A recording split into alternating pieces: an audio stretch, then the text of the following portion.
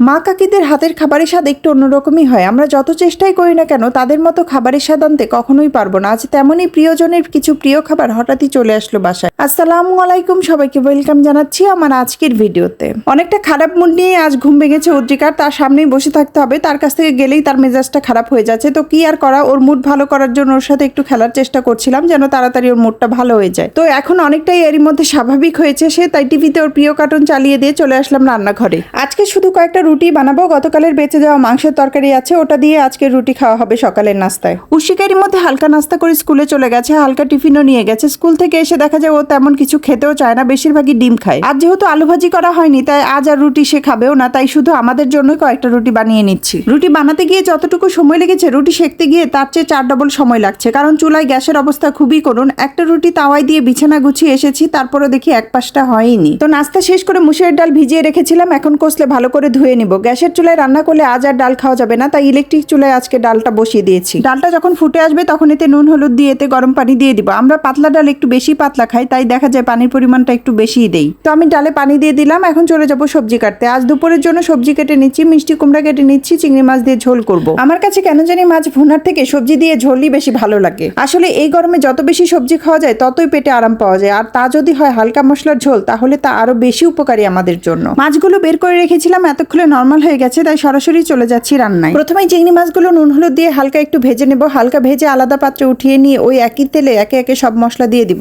চিংড়ি মাছ এমনিতেই মজার একটা মাছ, তাই এই মাছ দিয়ে তরকারি রান্না করলে তরকারি স্বাদ বাড়াতে খুব একটা কষ্ট করতে হয় না। যদিও আমার পাশে বাচ্চারা এই মাছটা খুব একটা খেতে চায় না, উদ্রিকা মাঝে মধ্যে একটু মুখে নেয়, উশিকা তো একদমই খেতে চায় না। আসলে উশিকার খাবারগুলো একদমই অঙ্কের হিসেবের মতো, ও হিসেবের বাইরে একদমই নতুন কিছু ট্রাই করতে চায় না, আর এর জন্য সবসময় আমার দেখা যায় ওর খাবার নিয়ে বেশি চিন্তা করতে হয়। ছোট বোন এখন বড় বোনের কাছ থেকে নতুন নতুন জিনিস শিখে নতুন নতুন পণ্ডিত হচ্ছে। বড় বোন কি করলো, কি খেলো, কিভাবে খেলো, সারাক্ষণই ওটা ও কপি করতে থাকে। ভালোটা কপি করলে তো খুব ভালো, অকাজের কিছু কপি করলে তো বাকিদের 12টা বেজে যায়। যাই হোক, আমার মশলাটা এর মধ্যে কষানো হয়ে গেছে, এখন সবজিগুলো দিয়ে দিব। সবজিগুলো দিয়ে এতে পরিমাণ মতো পানি দিয়ে ভেজে রাখা মাছগুলো এতে দিয়ে দিব।